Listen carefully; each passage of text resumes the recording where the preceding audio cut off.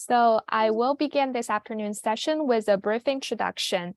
Welcome to the Canadian Institute of Forestry's National Electronic Lecture Program. My name is Sharon Yang, and I will be hosting today's session.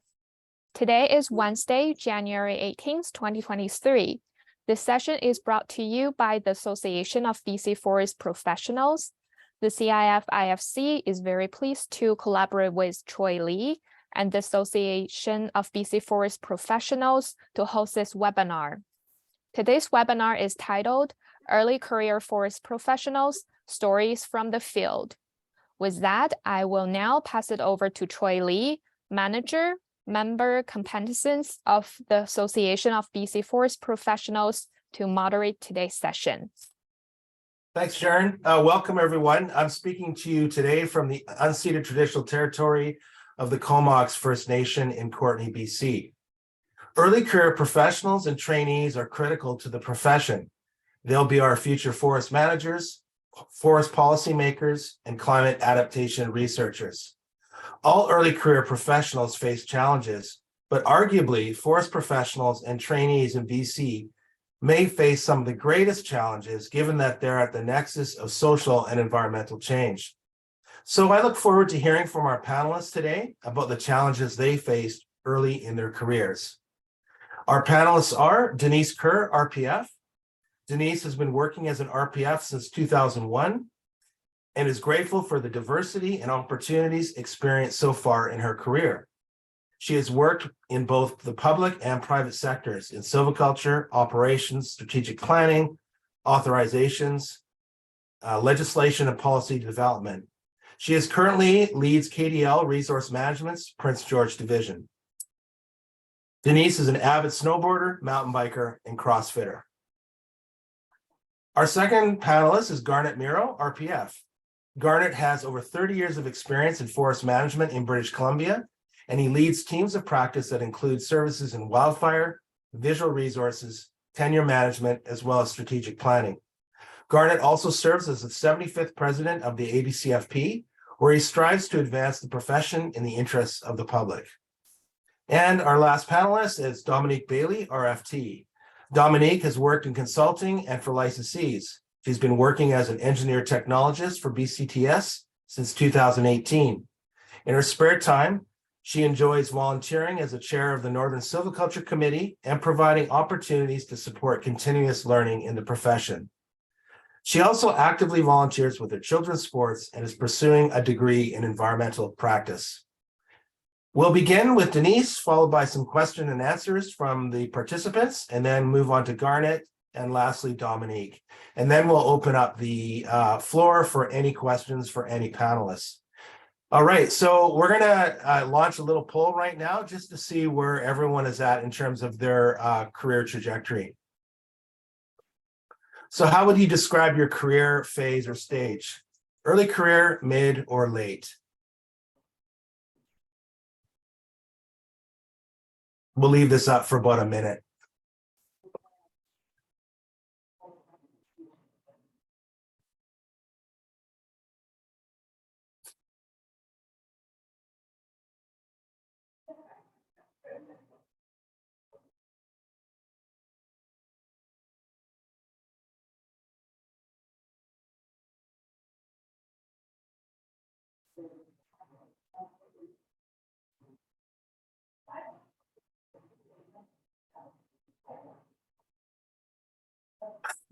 Well, Dave, it's 21 plus.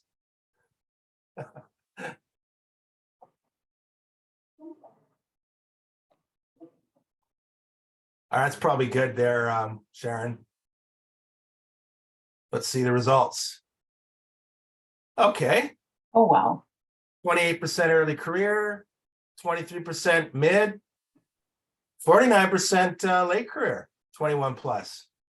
Dave Wilford thinks 21 probably shouldn't be late career, but it's a good judge of where people are at. I'm going to close off the poll. Thanks, everyone. And the floor is now yours, Denise. Great. Thanks so much, Troy. How's my sound? We're good? Okay. So yeah, thanks, Troy, and thanks to CIF. As Troy mentioned, I have been working as a registered professional forester for over 20 years in British Columbia, mostly in the interior. I'm a UBC alumni. I started off my career working as a silviculture surveyor down in the Kootenays, and I've done tons of projects in the BC interior. Back in 2003, I found myself in Prince George, and that's where my career has mostly been centered around. And I worked for a major licensee. I started a 15-year career with the province of BC once I became a mother. And I had many roles, and I'm very grateful for that part of my career. And then about a year and a half ago, I sort of came back to my roots with the consultancy world. And so now I lead of KDL Resource Management in Prince George. I can't gush enough about how much I love my career and the industry that I am involved with. The reason why I love it so much is because I get to live with purpose and in alignment with my own personal values every single day. I also get to take on projects and responsibilities that truly make a difference with people and communities. And that's fundamentally why I'm still doing what I'm doing. While I could go on and on and on about this, I'd like to share with you 3 stories that sort of describe some of the challenges that I've gone through throughout my career. And I'm sure, like you, I've experienced poignant moments throughout my career where I've asked myself if this is where I truly want to be. Maybe some of you have discovered that this is where you're meant to be in your career, and some of you might even be questioning this right now. So inadvertently, the 3 stories that I've chosen are actually stories from my early, mid, and late career. And so I think once I explain to you those 3 stories, you can see how, from a personal point of view, things shift over time. And things kind of get blurred between your career life and your personal life. At the end, I'm going to share my contact information with everybody, social media, my email address, and I'm always available for conversation and support. Please reach out anytime, and I always like to share and have conversations with people. So before I jump into my stories, I want to give you more context about me as a person. And I think it's really important to explain this part of it because it gives some idea as to why the challenges I faced were poignant to me. So expanding on just the credentials and the work experience, I'm a 46-year-old woman. I'm a mother to 2 wonderful older teenage children one is graduating high school this year, which is pretty wild. And as I get older, I feel safe in sharing more parts about me that I used to compartmentalize only to a world outside of work. But now I feel okay to share with this kind of stuff. I identify as pansexual and queer. I use she, her pronouns, and I stand beside not only my friends, but a few partners in my life. I take great physical care of myself with activities like CrossFit, like Troy mentioned, and I also volunteer in alt culture and arts communities to help produce events. So one thing I want to mention is despite being active and healthy, I've also realized that I'm not as nimble as in the woods as I used to be. In fact, last fall, I joined my young field crew to go out do a check cruise near Burns Lake. And while I could sort of keep up with them, it was very evident that, my nimbleness in the field has something to be desired. So the first significant challenge I called jumping in with both feet. And this is an experience when I landed my first full-time position 2 years after graduating UBC. I was a freshly minted, bona fide registered professional forester. Now, at the time, the supply of forest professionals were abundant and the demand was small. It was really difficult to find work.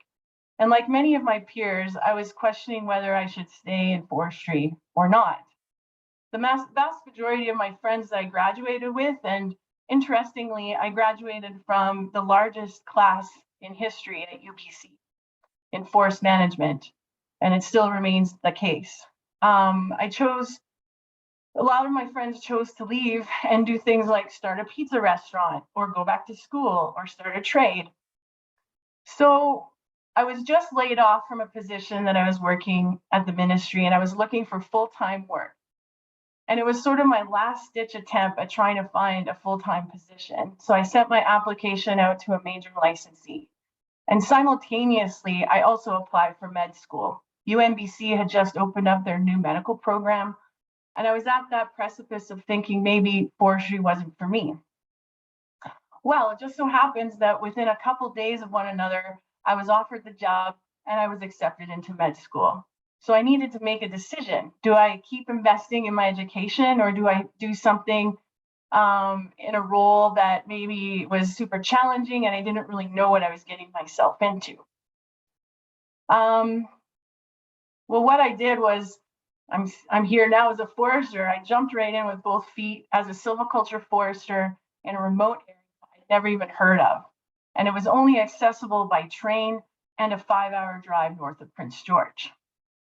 I had a vague idea of what I was getting myself into, and I realized I needed to give this forestry thing a fair shake and start paying off my student loans. FYI, it took me 14 years to pay off my student loans. So I'm sure some of you are in that same boat right now. What a celebration when that was done. The first order of business from that new job was to take an overview flight of the operating area that I was going to be responsible for. It was an immense landscape with beautiful vistas. We even saw a wolf pack and several moose browsing in the snowy frozen wetlands. And this was an experience I became really, really excited about. The other part of this role that excited me was that it was autonomous. I could start making my own decisions as a registered forest professional. So it was part sink or swim, but it was also part we've got your back. Thankfully, the company that I worked for had a lot of people that I could lean on and would support me in being successful in this role. But there was many times where I was alone out in the field. This is before sat phones and cell phones, and sometimes in areas that were so remote that you couldn't hit a radio repeater. So I found myself making logging camps my second home, and I felt both nervous and empowered. So not only from a technical and project management perspective, but also in a relational way, I was challenged. I was working in the traditional territory of the Takla First Nation. This is pre-reconciliation. Information sharing and relationship building was literally done in the field. Pickup trucks would stop and check out who I was and ask questions about the activities that I was doing out on the field. That was where I could build relationships. That's where I could speak to residents about their values and the issues that were significant to them. And I was made to explain on the spot, what was I doing there? The conversations I had in the field were incredibly thoughtful and eye-opening. I learned a lot in the 3 years that I worked in this role. So the lesson that I learned is it's okay to jump into something without having all the information and details. It will work out. You'll figure it out. More and more young professionals jump into new and exciting things, and it's important to reach out for the support that you need to be successful. So take a risk, see what happens, and ask for that support. The second significant challenge that I faced in my life was around work-life balance. While I was working up in Lovell Cove, Minaret, Takla Landing, I became pregnant with my first child. And I was working in a pretty intense camp position, long days, and frankly, I had a really rough pregnancy. Ask any of my friends, I became a complete demon. It was just uncomfortable, and I was sick every single day, and it honestly felt like a 10-month hangover. But at the time, as a young professional and one of the only females working on the team, I felt I needed to keep up with my non-pregnant colleagues and show them that this wouldn't slow me down. I was headstrong and stubborn, and making sure that my productivity at work wasn't affected by being pregnant was important to me.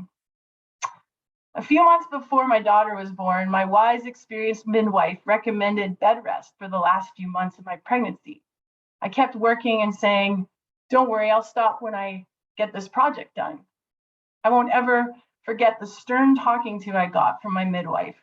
One sentence only. She said in her kind yet stern and serious German accent, "The decision you make now will affect your child for the rest of their life." This was the moment my perspective shifted away from being solely career-driven, and how work defined my capacity as a caregiver and provider, toward understanding that showing up for my family in a healthy way, physically, mentally, and emotionally, was a much bigger responsibility when it came to becoming a provider for my family. I immediately phoned my manager, told him I couldn't come in the next day, and took bed rest. That's when I shifted and took on a position with the province of BC, starting my 15-year career in the public service.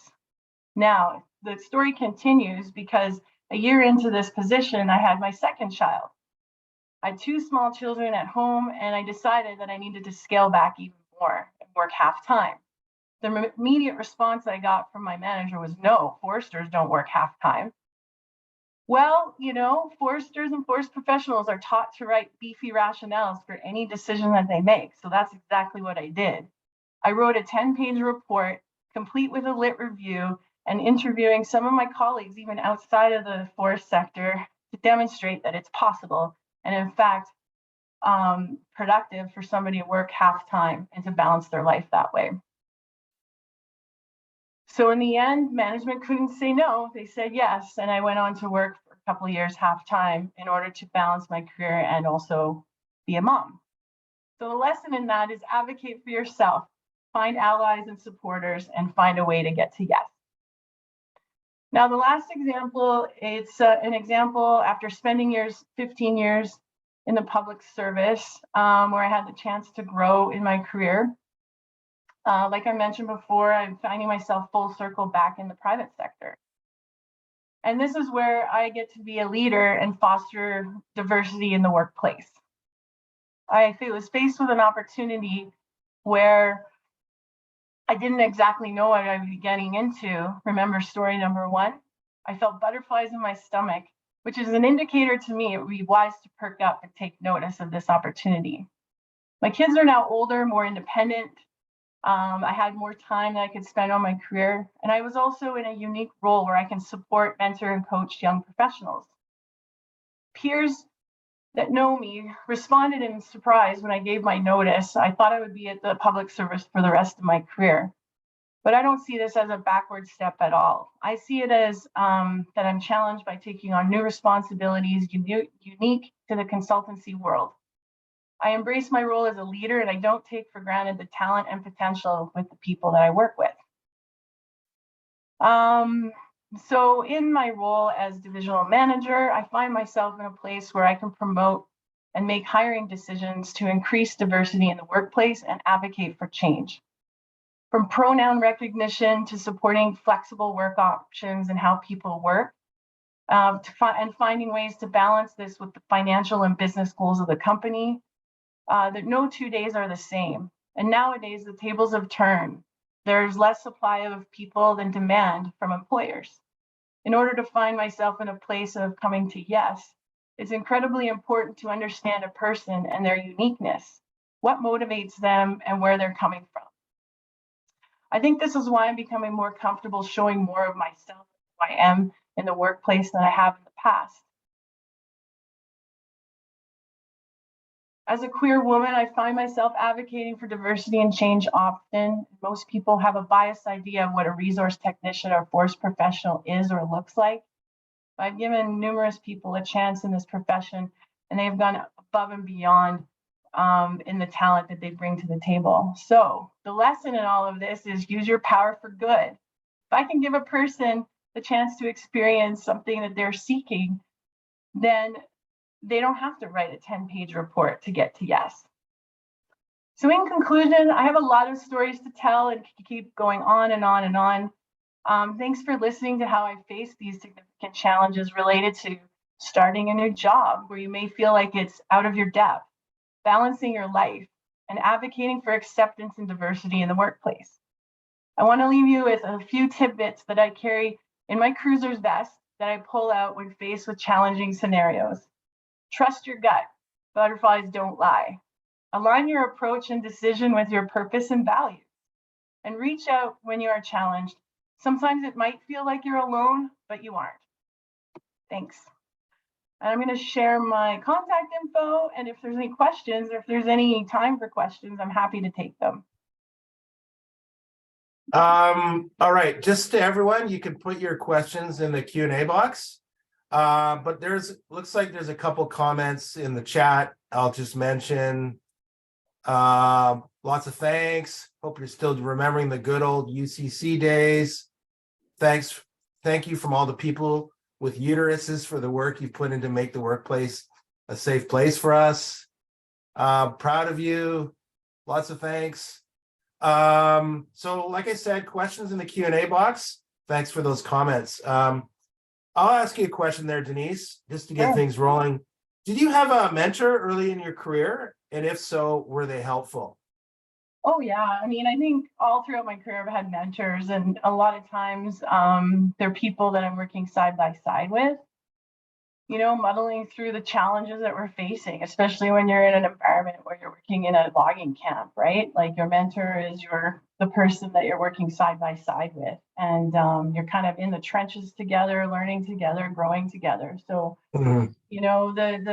the mentors that were most successful to me really were my supervisors and my colleagues that I work side by side with. So you had many mentors. Oh, yes. Yeah. And I mean, sorry, go ahead. Were they primarily formal relationships or informal or both? Very informal. I mean, I feel like, coaching and mentorship are terms that are thrown around, and there's a desire to do that for sure. All the time, but I find that the most genuine and relationships in that regard just happen. If you find, my advice is, if you find yourself alone and you're seeking a mentor, put it out there and they'll show up. Yeah. We got a question here from Casey. What can forestry employers do to make workplaces more safe and inclusive? Yeah, I think bottom line is just to really treat things with human respect. Like, get to know the people that you're working with and what motivates them. I mean, my example sort of centered around me becoming a mom. It could be something completely different. It could be that a person is, I have somebody right now who's trying to start a side business that's completely outside of the realm of forestry. So give them that flexibility to pursue their goals and their passions, whether they're within forestry or not. Great. Any more questions? Oh, here's one. From Khadija Rafi at FIT. How hard is it to get a job after graduation with no forestry experience? Right now, I don't think it's that hard. Like, if I were to kind of relate it to when I was trying to find work 25 years ago, I think it's easy. What my advice around that would be is just put yourself out there. If you have no experience, but you have a passion and a drive to do it, really showcase your interest in doing the work. I just hired 2 people this year that had 0 field experience. And what resonated with me when I was interviewing them was that they just basically said, I understand how hard it is to work out in the field. I've done my research. I've talked to people. I'm ready to put on cork boots and deal with the bugs and the snow and the mountains, right? So really, if you show a desire and a passion to try something new, I think that would resonate with a potential employer, and then you would get a chance to do it. Here's a question from Greg Jonick. What are you most curious about in this phase of your career? Well, I think what I'm most curious about, there's 2 things. One is, I guess this might be my mama bear attitude. I really love to see how people grow in their careers. Like, I want to see what happens to the folks that I support throughout their career. Like, where are they going to end up? What do they want to do? Like, that's really of interest to me. I care a lot about the people that I work with. And then secondly, I'm also learning a lot of new stuff myself. I mean, I'm being exposed to a lot of financial stuff and a lot of things that I haven't been exposed to before. So I still have, even though I'm in the latter part of my career, I'm still learning new things and balancing that perspective, that monetary, productive perspective with, supporting the humans that I work with, right? So. Great. Well, thanks a lot, Denise. That was super interesting. We're going to Everyone will have an opportunity to ask some more questions at the end of all the panelists. But now we're going to move on to Garnet Mierau. Great. Can you hear me now, Troy? Yep. Okay. Quiet and welcome everybody. I'm coming to you today from the Tecumseh to Secwepemc, which is the confluence of the people, otherwise known as Kamloops, British Columbia. And it is my privilege to have raised my family here and to play and to work here and base my profession out of Kamloops. So Kuksjam to the CIF and the ABCFP for putting this on and giving me the opportunity to share a few stories. So I'll probably just tell two stories, and I'm kind of winging it in a sense. One of them is just about a practice that I've picked up early in my career, and it's about journaling. And the second is an experience I went through on when I was that newly minted professional forester and went through a Forest Practices Board audit. So let's start with journaling. I had a lot of fun sort of reflecting on this one. I went into my garage, which is somewhat scary at times, and I started rummaging through the boxes, and I found where the idea took hold, and that is right here. I went to Selkirk College between 87 and 89, and it was at Selkirk College where we had to do a diary, a work diary, whatever. I got a B+ on it. I think they could have gave me a higher number, but that's fine. I'm over it now. And so there it is, the importance of doing a journal in your work. And it's a discipline that I had picked up in college, and I stuck to it. And to this day, I continue to journal. And so here's my journal that I found from 1992. And I'm going to just open it up, and it's May 11th, 1992. And it's my first day coming out of university. And I write down here that, we went to Rose Hill with Bruce Morrow, and we completed fuel plots for wildfire risk reduction back in 1992. And, I heard you ask about mentors to Denise there, Troy, and, Bruce Morrow became my sponsoring forester and absolutely became my mentor throughout my career. And to this day, we still have a strong personal connection and professional connection, of course. And he really did show me the way inside of wildfire risk reduction and fire management and whatnot. And it became one of those disciplines that I continue to practice in to this day. So there it is on day one out there doing fuel plots. Another point of interest was it was 10 days later that I applied to the ABCFP with an information package. I was requesting my package to register as an FIT. And I've got little numbers written down there and names and stuff like that. So I thought, that's pretty interesting. And it wasn't, 2 months later that I was up in an area called Pasca Lake and Wise Lake, doing fuel plots for Tom Lacey in my journal here. And, it's, today I work for a community forest, and we're working in those exact areas. So my career really has been focused on the southern interior and working in the interior of British Columbia. And it's been really fun to kind of go back into these journals and have a look and sort of see what it meant.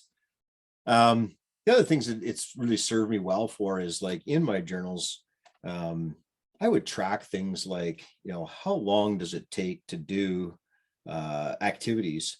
And here I've got September 4th, 1992. So we're, a few months into my first job coming out of university, and I've got full cost estimates on, like, accommodations, vehicle, food. We were getting 35 cents a kilometer then. It's pretty funny.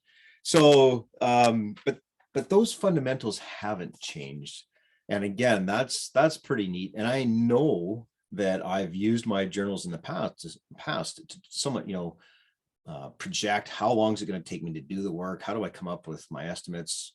What were some of the conversations I had, records of discussion, things like that. Really good.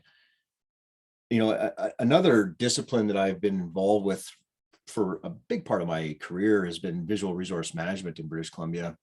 And this is where we try to make, proposed harvest and road building look natural on the landscape. And it was early days in my career. And again, as I was flipping through my journals, for this session, I was finding different correspondences that I had with my mentors, like Dalton MacArthur, who was a recreation officer inside of Ministry of Forests. And back then, in the early 90s, mid 90s, recreation officers played a critical role in visual resource management in the province. And I had worked inside government and then had gone on to work for a major tenure holder. And, Dalton remained my mentor and sort of guide after I left government. And I thought, that's really interesting. And then I started reading more notes in my books. And it's a common theme is what I would say. We would do joint agency field trips. And again, this was early in my career. And I look back now and I go, wow, those were really in the spirit of collaboration and working together. And it was really interesting to go back and read my notes on people that I knew. And, we would like play volleyball after work together. We would play hockey together after work. But during work, we wore our professional hats and we each had a role to play. And we would go out and do many field trips is what I would suggest, to try and, figure out the issues. And whether it was the biologists, the Ministry of Environment, Department of Fisheries and Oceans, stakeholders, lots and lots of field trips. And again, this is something that I picked up in my journals as I was reading them. Another part, I don't know how I came upon this, but, I have my seal here, which is one that you emboss your pages. I got into the habit of sealing my page in my journal every time I signed and sealed a professional document, whether it was a cutting permit or a site plan, silviculture prescription, or a visual impact assessment, you name it, that kind of thing. And again, it made it pretty quick when I was going back and looking through things. I would look for those embossed pages and I'd, oh, okay, I signed that cutting permit. And it was interesting because, again, we're talking about the 90s, and I have since gone back into that area and I've seen the results of the work I was involved with, and to kind of come full circle on things and see, how the site has come back to, reforest and just the real diversity there. I know we planted it, but there's more growing there than what we planted. So super interesting. Fun fact, October 19th, 1999 is when BC changed the area code to 250 for the interior. So that was in my journal. Other things in my journal, I know Denise talked about work-life balance. I mean, as I go through these journals, this is in an era before digital cameras, but I took photography as I was going around in my career, but also after work. And I mean, there are so many photographs in my journals of out with the group of people, whether we're mountain biking or rock climbing or ice climbing, kayaking, like super, super fun to go back and just see what we would do. So, we'd spend all day in the field, 10, 12-hour day, come back. And because it was still light out, we'd go out for a mountain bike ride. The work-life balance, for me, it's always been about just super enjoying where I'm at and being out there. I love being outdoors. I love just being out there. And, some of my favorite memories are, just closing my eyes and listening to the aspen leaves fall off the trees. It's just a wonderful thing. And again, those are things that are back in my journals that I've been able to capture. Now, today, I don't keep a hard copy journal. I actually put it in a digital version, and it tracks my work code and the project we're doing with a client. And it keeps track of the time and activity. So, it's kind of evolved over time, but I guess this is kind of like pre-Facebook era that I'm referring to in my career. So anyway, it served me well, and where it really served me is into my second story, and that's going through a forest practices board audit. At the time, again, I was probably 2 or 3 years into being a fully credentialed professional forester.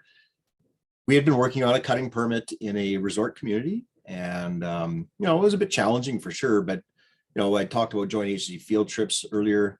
We had a number of those in that area. We had many stakeholder engagements where we would meet with the local ratepayers group there, and we went out in the field and we walked the areas. And a lot of these people were absentee landowners, so we would coordinate our timings around long weekends, stuff like that.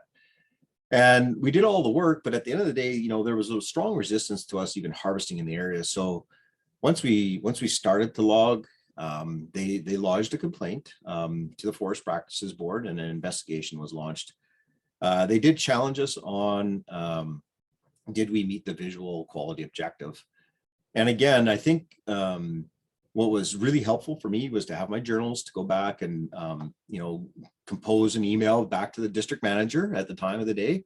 Here's a chronological order of how things happened and the activities we did. It was all well documented. And I know that served me well, and not just me, but the whole Woodlands group that we were involved with, because ultimately it was a whole team of us working on that. And that was super important. And again, I talked about my one mentor, Dalton, there being, a mentor to me outside of government when I was a 10-year forester. And I saw in my journals here where I was doing reviews with Dalton and another government expert, Peter Rennie, who is the regional visual specialist. And there it is, right in my journal, review of visual impact assessment for cutting permit 155 and 143. So again, having that ability to just have open dialogue with other professionals really served me well. And I think that, if you're an early career professional, look for those opportunities to reach out to experts in your field. Forestry is very wide. You can do all kinds of different things. And I think Denise shares some really good examples of that, being out in the logging camps and whatnot. But just, really connect with those people and be open-minded to, other perspectives, like be a critical thinker. We're in an era today of, shifting land bases, shifting values with the public, the government, the Indigenous lens on what we do is really strong and necessary. So, all of that is really important when we do our work. As the Forest Practices Board audit kind of came through its process, what sort of came to light was that we had done a good job as a group. And that we got, I guess, the gold star, if you will, in a sense that they said, no, all the proper procedures and protocols were followed. The harvest activity did meet the visual quality objective. And then what they actually have done, we, as practitioners, we have a guide out there in visual resource management. It's a poster that shows different examples of what does partial cutting look like under different objectives. So how do you eat partial retention with a partial cut? How do you eat partial retention with a clear cut? They use that example on that poster now, and it's still used to this day. So I feel pretty good about that. And again, well supported by my woods manager, my team there, and everybody, inside and outside of my employer at the time. So, super exciting part of it all. I think I'll stop there, Troy, and just sort of take questions. All right, thanks, Garnet. That was great. A couple questions about journaling. Brianna has asked, do you have a favorite brand of journals? Yeah, well, okay, so I do, because I'm a creature of habit. These all kind of look the same, don't they? So I just grabbed like half a dozen years out of my garage here, but they're all brown line. C517F, and they all say the same thing on the spine there. But I think at the end of the day, you kind of make it yours, and it's hilarious because I think that's a really good question. There's a couple in here where, doing a site plan. Oh yeah, here we go. How to do cost estimates. Oh yeah, site photos. Yeah, so just documenting different things. I had Dalton starting the work. Yeah, just different things in there that were super interesting. I know I saw it in one of my journals here where I was actually drawing, cut blocks and my path that I walked through the cut block and then stream everything. It's all right in my journal. I thought, wow, that's really getting out there. Here's a good picture of again, I put pictures in there. That's a young Garnet, and Dalton is with me. And I mean, I look at that picture, I know exactly where I am. I'm at the limits of acceptable change in the Spruce Lake Wilderness area.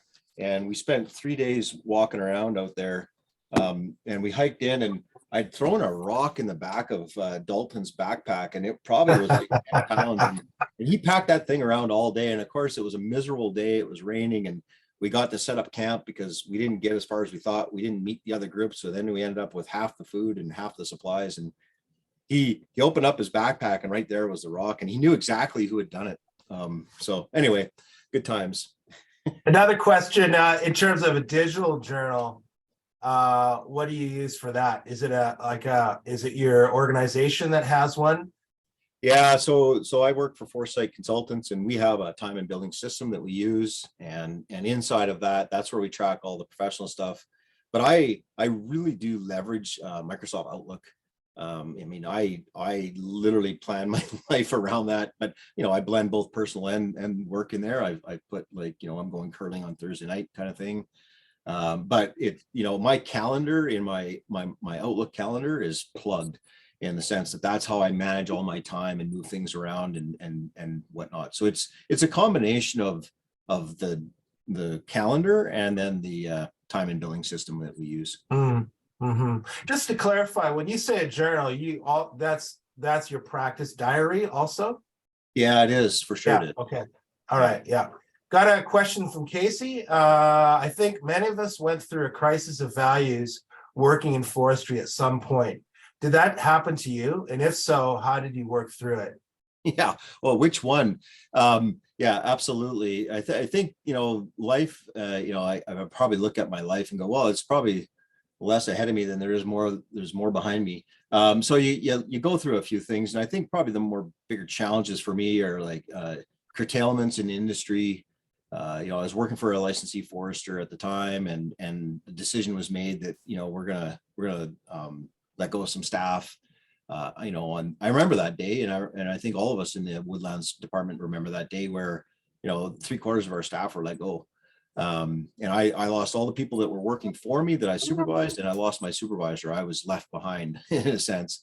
And I think at the end of the day, it was early for me in my career. I was still kind of processing with that. I was within the first 10 years of my career when that happened. And how I got through it, in a sense, it was, we did have a strong woodlands manager at the time, and he, really open-hearted. And we just had good conversations about, okay, these things do happen, and how what does it mean to you? I mean, at the end of the day, I did end up leaving that company, which worked out well because they actually went under and don't exist anymore. But it was just a matter of adapting to the, what's being thrown at you. And I think early career professionals, be aware that that is the kind of stuff that does happen inside the industry, and you want to keep your head up and understand that it's all there to serve you, in a sense, as part of a life experience. Mm-hmm. Just to follow up that question, was there ever a time where sort of what you fundamentally believed about the world, like a value, was really challenged by an employer or a client or a coworker? And how did you manage that? Yeah, I like that question too. And I really, what Denise had shared earlier really resonated with me as well. As when you're working with purpose and you're able to serve different communities and make a difference, that's truly where I've found myself as well. Activities like wildfire risk reduction to help protect communities, super important to me. And that's a case where you do have to go the extra mile. If you're working next to a community, you're going to get the entire suite of opinions coming at you. Everything from like, stay the heck out of here, to like, why aren't you doing enough?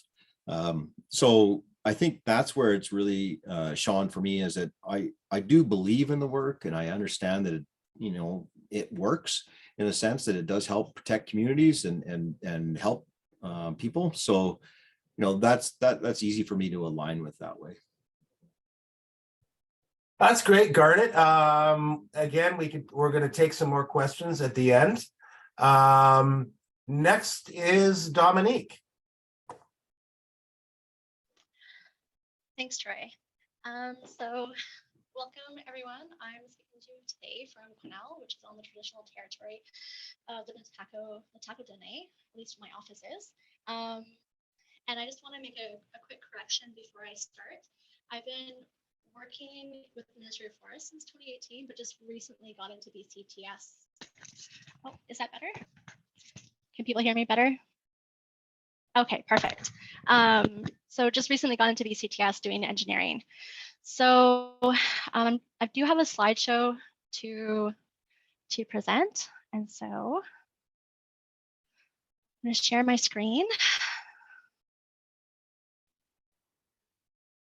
And okay. So I guess to start off, I just want to kind of clarify, like, this isn't my first career choice. Forestry was not really in my mind a career that I was ever going to go into. And so this is actually my second kick at the cat, really, in terms of educational paths. And, you know, according to Stats Canada, 1 in 4 university graduates will return to school or change career paths at least once in their lifetime. In 2016, I read a really interesting article in Maclean's Business magazine that kind of estimates that millennials will change their career at least 3 times before retirement.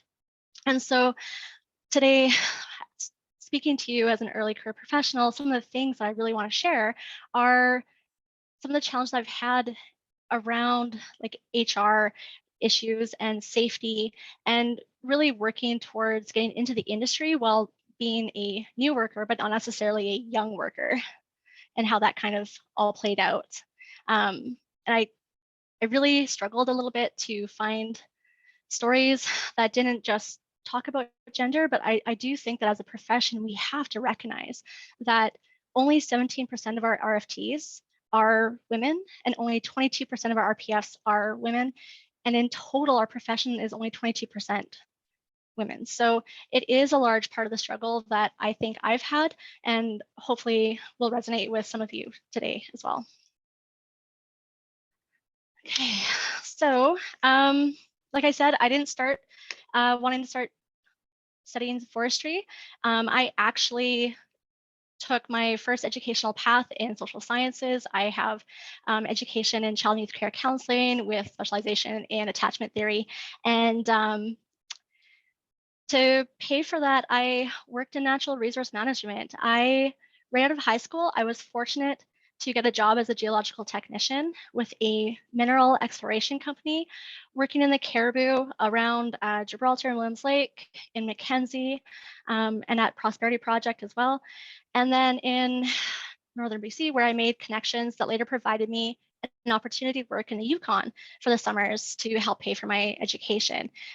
In the Yukon, I did more mineral exploration, specifically around soil sampling and prospecting, and more geoteching work with core samples in larger drill camps and programs.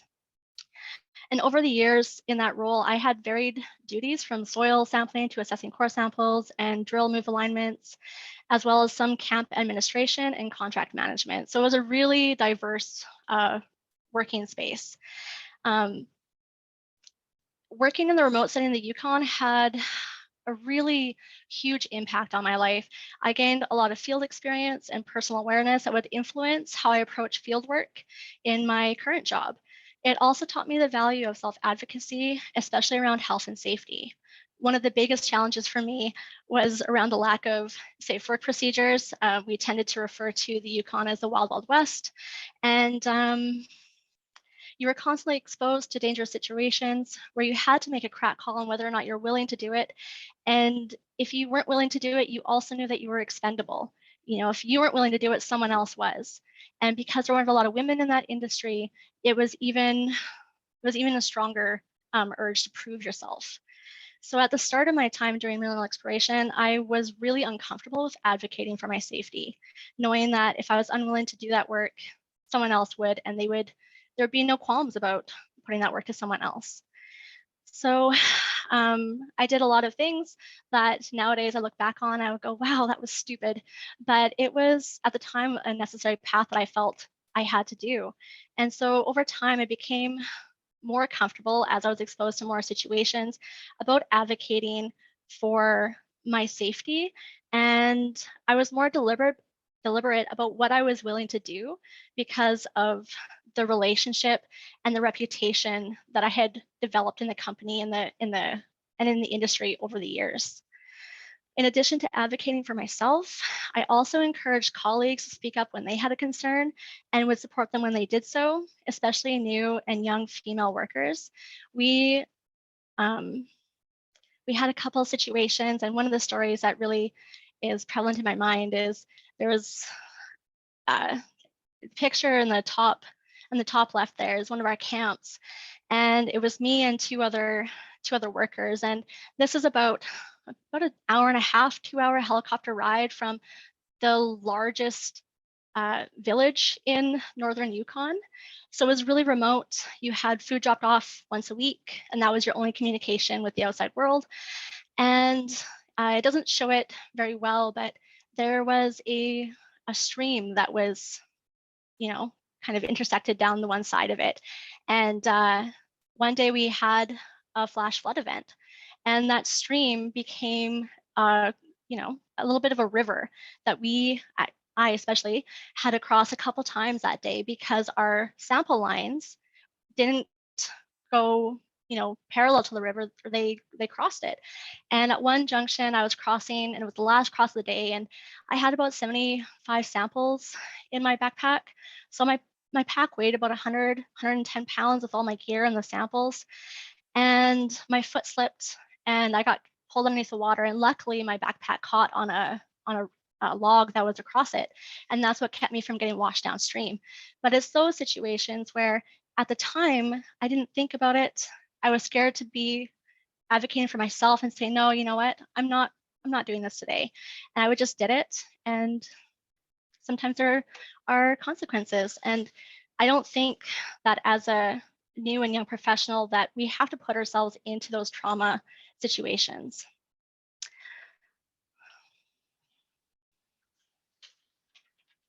So I was going to school for social sciences, and I graduated and started working in the industry. And I was working in Prince George. I was doing foster parent support work. And I realized that I really wasn't as cut out for that work as I had thought. I would love studying social sciences. All of the information was really interesting, but I was better suited to something that was not as emotionally draining. But at the time, I wasn't too concerned about it. I was single. I was doing fine. And then I became pregnant, and it changed everything for me.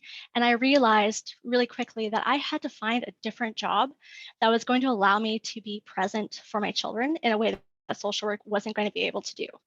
And so I found out in January, or I started looking in January, the January before my son was born, for what could I do differently? What path can I take next? And I just kept going back to the Yukon and back to natural resources.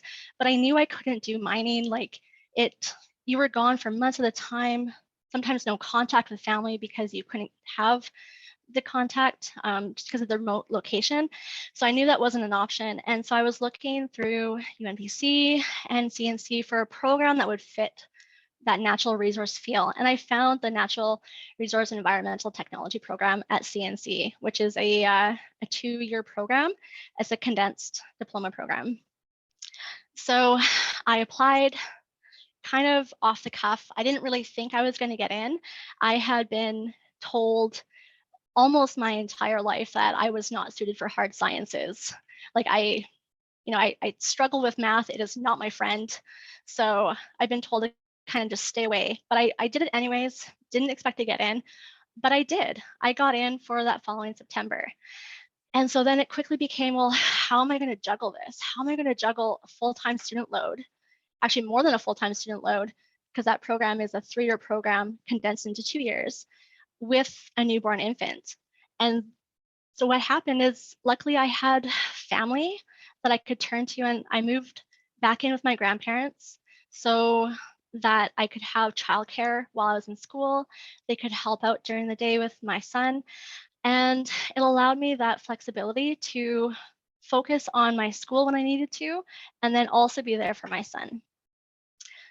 And without that support, it wouldn't have been possible for me to go back to school. And it was also the support as well of my fellow classmates. You can see my son here. He's helping me on a study session. I think this is on a Saturday because there's only 2 of us in the class. But you know, my classmates were quite happy to have him in there and help out. So I did that program. It was 2 years. And when I graduated in 2017. And because of the support that I had, I was able to graduate with honors and was also the winner of that year's CIF Gold Medal Award. So then I graduated. What are my next steps? Like everyone, I started my career as a summer student. So in the summer of 2016 and 2017, I worked for West Fraser Mills in Quesnel, where my fiance lived at the time, and where we still live.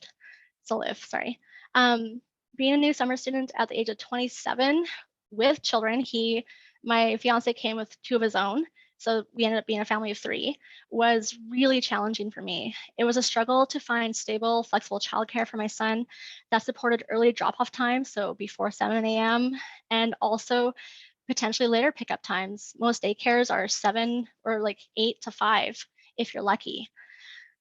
It was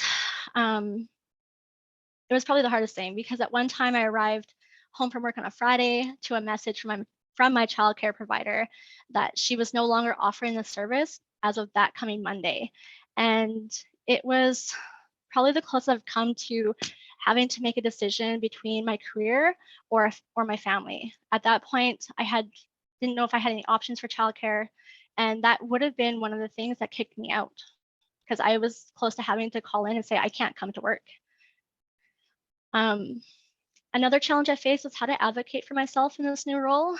It had been a few years since I was in a junior position with no power to make decisions. And I struggled a bit to figure out the line that I should be walking. I was placed with a silviculture team where I had a fantastic supervisor who would later become a mentor for my articling period, and I still consider her to be one of my strongest mentors. However, I was really interested in operations. I liked stewardship, I liked silviculture, but I really wanted to play with the big machines and learn all about engineering and those technical skills.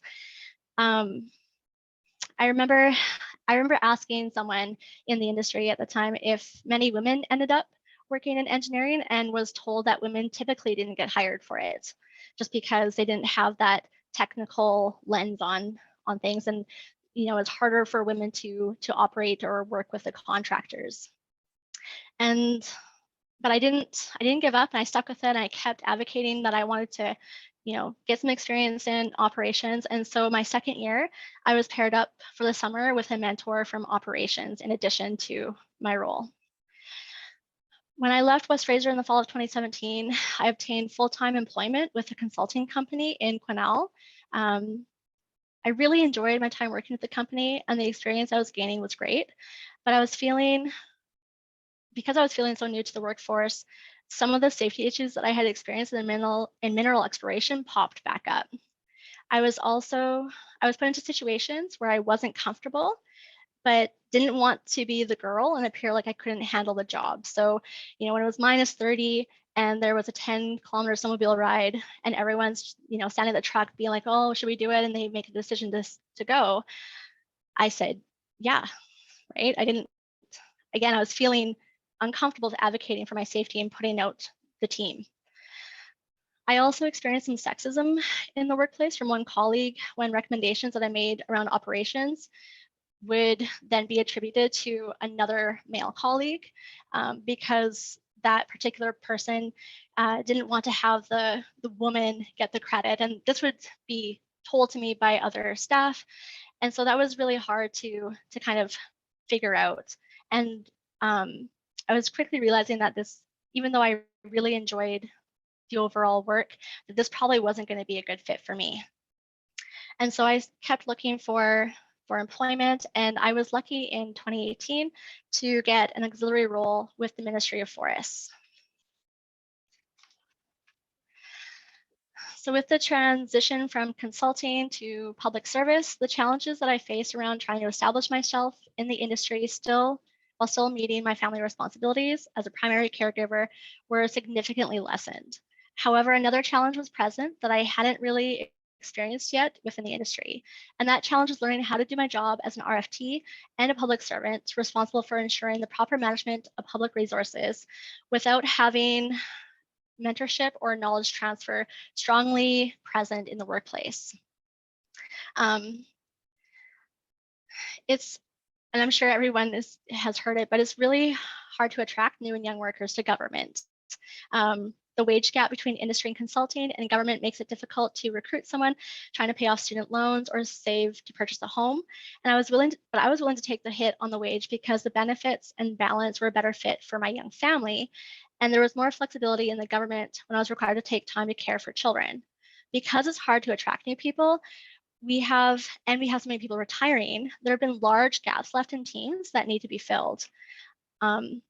Personally, myself, I'm not afraid to apply for something that I'm underqualified or potentially inexperienced for, because at the end of the day, you just never know, you might get that position. And even if you don't get the position, the experience of actually having gone through the application process is worth it because it makes you stronger for the next one.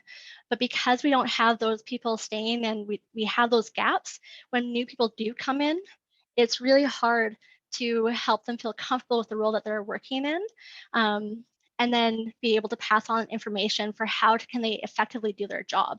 Especially in the time of Professional Governance Act, this can be really challenging. And in 2019, so almost less than a year than when I started, I won a competition for a leadership position within the government as a senior authorization technologist responsible for supporting minor tenures, fiber utilization, and managing the small scale salvage program in the district. I was at a bit of a loss on how to move forward with this, and there wasn't a lot of expertise within the team on what was required either for that specific program. It had been a program that had been run off of the side of someone's desk for quite a while, and then it just kind of transferred here and there, had lots of hands on it, and not a lot of information. So for the first year, I did what has worked for me in the past to overcome challenges. I made relationships. I reached out to anyone and everyone who would talk to me. Tenure specialists, pricing specialists, administration specialists, data management specialists, financial specialists. And the more that I dug into the program, the more people that I connected with, because you quickly realize that this ties into that and that ties into this, and they're all linked in some way. And in order to do a good job, you had to understand how they all connected. And over and over again, I would read any piece of legislation that was paraphrased to me by the people I was talking to until I knew how this piece of legislation interacted with everything else that we were doing. And anytime I had a query, I returned to the legislation and had conversations with my network of professionals on the application of that legislation, until eventually, without even realizing it had happened, I became the local person to go to for minor tenures and small scale salvage.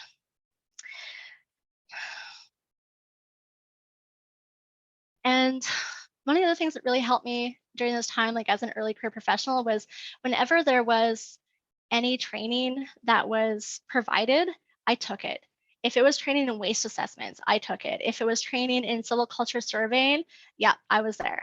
And this helped me because as the program changed, I also was able to put my understanding and the training that I had received into bettering the program, but also into my practice diaries and my competencies. So to combat the challenge of how to structure the program, small scale salvage, I looked at how other districts structured their programs too. So looking not to reinvent the wheel, but seeing what's being done, what has been done, and looking at how you can improve it. And that's what we did with the program here.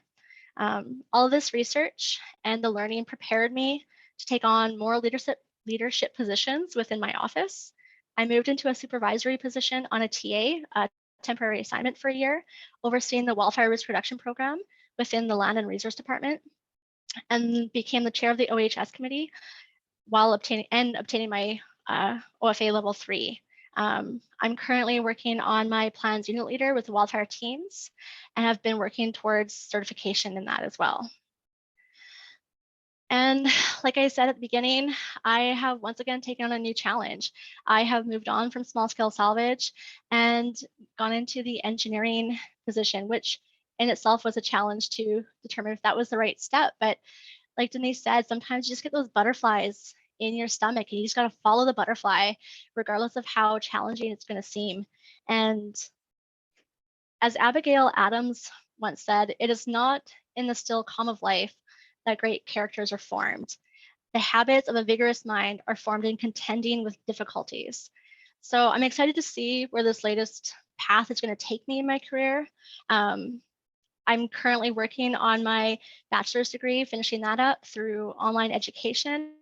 And, I'm hoping to figure out in the next couple of years where I want to be in my mid-career and then in my late career so that I can start working towards those as well. Thanks, everybody. That was great, Dominique. Just looking through the questions here. Well, I'll start with one for you. How did you handle failure early in your career, and what did you learn? I don't like the word failure. I tend to see them as learning opportunities, and I think at the end of the day, that's what's really helped me get through them and to deal with those learning opportunities. As a young professional in my early career, I've had to come to the realization that I'm going to make errors and I'm going to make mistakes, but that the best way to move forward with those is to approach them with accountability and reflection and figure out, okay, well, this has happened. How do I improve upon that so it doesn't happen again? That's great. All right, so we're going to open the floor up to all the panelists now for questions from the audience. And if the panelists have any questions for each other, please ask. But before we go to that, looks like there's a question here looks like it's from Raymond. I think it's for Denise. Yeah, I'd like to take a crack at that. Sure. How important or crucial is the notion of your respective employers in diversifying your respective workplaces? Is it a thing or is it up to random chance? I am a member of BIPOC. That's a great question. My experience is that it's important to bring it to your employer's attention. They may have they may want to pursue diversity in the workplace, but they may not know exactly how. When I worked at the public service, and this is, I remember back in the early 2000s, there was a big push towards diversifying the workplace. And there was lots of flowery language around it, but there was really not a very good understanding of how to do it. So from my perspective, I think it's important for leaders who have good ideas on how to implement this kind of stuff to bring it to the employer's attention. And sometimes those conversations are tricky and they're hard and they're uncomfortable. And you really have to be okay with being uncomfortable and having those conversations. What I like to do is have an open door to talk to people about whatever they want to talk about when it comes to gender, when it comes to diversification in the workplace, and let them use plain language and not judge people too harshly when they're coming to you from a place of curiosity and vulnerability, because not everybody really has that perspective. So I would invite the conversation, especially if you yourself are part of one of those communities, then invite the conversation and listen to your colleagues. That's really good. Denise, can I add to a bit of that? Thanks, Troy. Yeah. Yeah, I think about that whole question a lot, and inside our group, we've got a group together of people that are, focused on that. It's part of what we're doing. One of the key things we did is we hired an HR person to actually walk us through that. And to Denise's point, like we don't know it. Like I mean, you don't know what you don't know kind of thing. So, asking for that help and again, coming to that place of vulnerability, it's really important. And then get the guidance and help that you're looking for. I look at the forestry sector today and how, with the blueberry decision recently in northern BC, which is talking about cumulative impacts to Indigenous rights and titles, and there's a strong shift happening in sort of like, well, who owns the land and who's making these decisions? And I think that it only serves us to have a more diverse view of the landscape and what the value systems are, and how do we meet that challenge today as forest professionals. I see Raymond did a little bit of follow-up here talking about the Kelly Cooper book, Lead the Change. We actually did a webinar with Kelly Cooper and it's archived in the continuing professional development web pages. So if those of you want to watch that webinar on Lead the Change, dig through our archive and you should be able to find it there. Thanks, Garnet. Well, while you're on there, Garnet, I know you talked a lot about journals and even the brands of journals that you like. Are there any other resources that you would recommend for early career professionals and trainees? Yeah, thanks. It could be anything. I get no royalties from Brownline, by the way. I think resources, for me, it's, my education didn't stop when I got out of university. I mean, I went to Selkirk College, I went to U of A, but honestly, I've just decided and committed to being a lifelong learner. And I think that's one of the keys to my own personal success. And I dug into not just like the forestry realm, but other things too, that's sort of the self-help, if you will. But that to me has really helped me to sort of like gain perspective. And I mean, I certainly heard it in Dominique's presentation as well, as that ability to, reach out to the community and help, like with children. So I spent 14 years as a coach in youth soccer or youth hockey. I was raising my own children in my community and just wanting to give back. So I think those things are where you also learn how to be a better forest professional, is when you help out in your own community and do things that aren't necessarily work related, but I mean, those are also long-term relationships that last. Yeah. I'm struck by how all three of you are intentional and are reflective and are continuous learners. I think that's a real hallmark of being a professional forester, a forest professional. Someone asked about, I can't see it now, the archive webinars. So if you go to the ABCFP CPD webpage, Continuing Professional Development, and look for recorded webinars, go to recorded webinars and you can scroll through the link, the page there, and you'll find that Kelly Cooper webinar. If not, just send me an email and I can help you out. I got a bunch of, I'm gonna open the question and answer box again. Okay, so an anonymous attendee has asked, have you experienced colleagues without families getting more opportunity for advancement? That's the first question. And also, do you feel judged by colleagues without families because you require more time off, later start date, or later start times, etc.? Anyone? I can try tackling this one. So I personally haven't experienced having a colleague without a family being offered more opportunities for advancement, but I can see how, if you're working in a consulting world or the industry world, where having a family where you need to be home by a specific time, you're not able to be flexible about when you can just go to camp or not, that would be extremely limiting for someone with families, whether they're male or female. And then, oh no, you've typed in the, oh, there it is. And then the second part of that question, just reading it here again, feel judged. It's hard because I think I judge myself the hardest for taking that time off. You know, and it's hard to figure out if that's coming from outside or if it's internal. And I'm sure that Denise or Garnet could speak to this as well. We're often our hardest critics. And so whenever I have to take time off, it's like, oh God. And you get some managers that are all about like, well, this person's used up so many sick days. And it's like, well, really, I haven't been sick that many days, but my children have. And during COVID was awful for that. You know, you couldn't send kids to school if they had even a sniffle. So definitely, I think there's definitely some judgment, but whether it was my own personal judgment.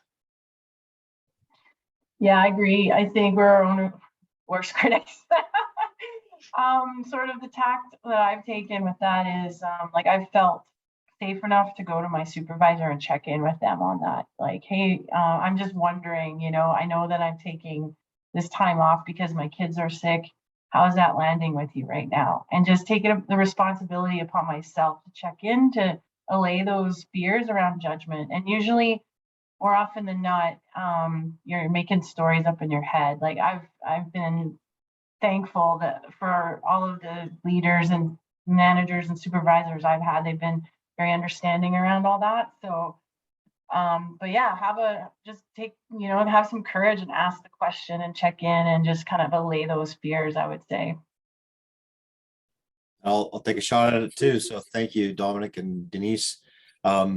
So I'll just share a bit of my own early career kind of experience. And that was, I actually left the industry and went into the consulting sector as self-employed, sort of like lone wolfed it for a while, about a dozen years, because I wanted to raise my children and be that father that could walk the kids to school and whatnot. So, you know, I made a personal choice back then, but that's going on almost 20 years now.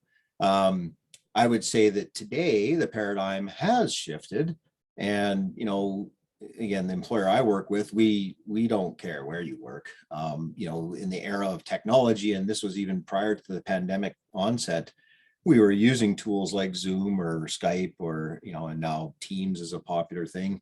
You know, we're looking for talent. And if you happen to be in, you know, Northern Ontario somewhere, I don't care. We've got employees all over the place and in different countries. And it works, you know, and I'd say that we're also in an era where I don't care if you work 8 hours or 2 hours. Are you responsible to your team, to your client? Are you getting the project done? Is the quality of work there? You know, are you on budget? Those are the sort of the project management type questions, but they're not really related to where you work or, you know, what your personal life situation is. I'm more curious about your talent and your abilities. So that's kind of where I think I see things really being different than when I started my career. And technology is our friend in that case. There's a comment from Raymond back to the diversity conversation. I myself could see the MOF increasingly diversifying our workplace with Asians, Black Canadians, and a handful of Indigenous forest techs, challenging the consultant sector to ramp up. Challenge accepted. Yeah. No problem. Greg Jonick, if you could go back in time, what specific tool or process would you share with your first day self? If I could go back in time, I think I would I'd probably share the WorkSafe BC information with myself, my first day self. But I think the specific tool would definitely be around just speaking up. Yeah, communication. having, yeah, how do you convince someone to speak up? Yeah. Yeah, I would say trust in yourself, trust in the training that you've received to this day. So if you're early career forest professional, you've likely gone through some kind of academic training. Your professors, trust that your professors actually did know what they were talking about, and that it's good guidance, and that that helps shape some of your value system, and believe in your values, because that's ultimately what, for me, it gets me up in the morning, and I'm excited to go to work, and I know that I'm making a difference. And when you know who you are, you can stand up for yourself, you can stand up for others too. So I think I was talking to myself early in my career, that's kind of stuff I'd be telling myself, is that, hey, you've had some good mentors to this day, and you're going to meet more. Here's a question from Hannah, kind of from a different angle. Is it hard to transition from working in one province to another, especially if you're early in your career? Can any of you answer that? Well, lately I've hired numerous people from outside of the province that are early in their career. And I guess to highlight some of the challenges they might have is essentially, finding a place to live and the cost it takes to, move across the country, in terms of, registration and what have you. It's dependent on whether you've taken an accredited program or not, right? So, those are just some of the things to keep in mind. But in terms of, like, there's opportunities for people to transfer from one province to the other, I think. Yeah, for sure there is. And again, our company, we work at a national scale, so we have projects in almost every province of the country. And I would suggest that, I've been working in Alberta for a number of years, but what they asked me to do is get a temporary license with their professional body there in Alberta. It's a small fee, and then I'm good to go. But if I was to decide to do more decision-making roles in the sort of project, then they would require me to get my credentials in that province. And we've got a number of employees in our firm that have multiple provincial credentials. And I think, just coming from a young person point of view, although I'm not really young, but have those conversations up front with the potential employer too. There's ways that they can help support you. It doesn't need to all be on you to do that transfer. Yeah. Lots of positive comments for y'all in the chat. Do you have any questions for each other, for the other panelists? I just feel really connected with my colleagues right now, and how we've shared a lot of the same challenges, especially when it comes to balancing family and work. And I have goosebumps just listening to your stories. So thanks, Garnet. Thanks, Dominique, for standing beside me today and sharing your stories. Yeah, right back to you. I don't necessarily have questions, but I look forward to a time when we can meet in person and have a lunch or something. That'd be great. Maybe at the conference in February.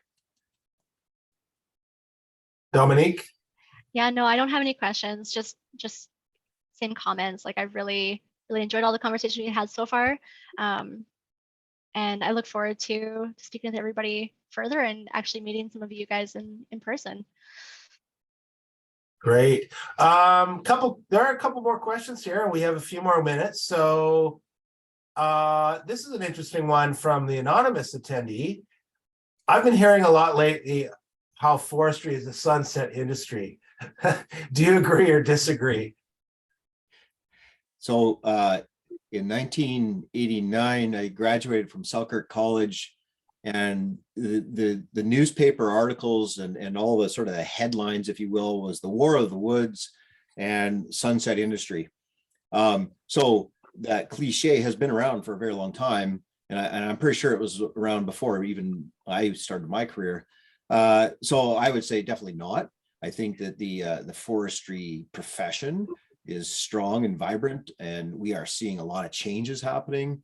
It's an exciting time to be in because of all that change. And there's never been a more important time to be a professional in the industry, in the sector. And I don't really care where you work, if you're in government, academia, consulting, or the industry, like it's all important. Everybody has a role to play. And if I was to reflect back on some of my early stories I shared, you know, joint agency field trips, like that concept of going out into the forest and looking at things together. You can go look at the sunset together and have fun. Yeah, I'll add to that too. I think what's really unique about forestry nowadays is that it's kind of overlapping into other resource sectors as well. So, you know, forest professionals often find themselves not simply just working within forestry, but they're also working in other sectors like oil and gas and mining and carbon credits and, you know, cumulative effects and all this kind of thing. So, you know, there's such a big diverse amount of skills and opportunities within, if once you get your credential, then I think the sky is the limit. So I don't think it's a sunset industry at all. I think there's so many different elements and tentacles that you can go down and explore. And it's one of those things I tell people, like Dominique was talking about changing careers. You can change your career within forestry. I've changed my career at least 4 times within forestry. So it's I don't think it's a sunset industry at all. Yeah, I do think that might be a challenge that some people coming into the industry might face, is that there might be too many options for individuals to figure out what they want to do and, you know, what avenue they want to follow. It's not a bad challenge. It's just it is a challenge. So great. So I put. Oh, go ahead, Denise. There was one question that I actually typed out an answer to that's not popping up anymore, but I thought I'd highlight it. It said, sure. Thoughts on how to approach your boss about a more flexible schedule so that you can be available to your family and kids. So I think just come up with a clear proposal. You know, if you're going to approach your boss or your manager, then have an idea in mind of what that schedule might look like for you, and just in preparation for that conversation, just anticipate what the concerns might be that they have and try to be proactive in addressing them, like come with a solution rather than with a problem. And then of course your boss might have concerns of their own that you haven't thought of. So just go in with an open mind and actively listen to what their concerns are. You may have to pick that conversation up again, and try not to take things personally. Just go in with an ask. That's great advice. I like that, Denise, with the solutions in mind. That's really good. I put my, someone has asked a specific question about webinars and panels and stuff. So I've put my email in the chat box.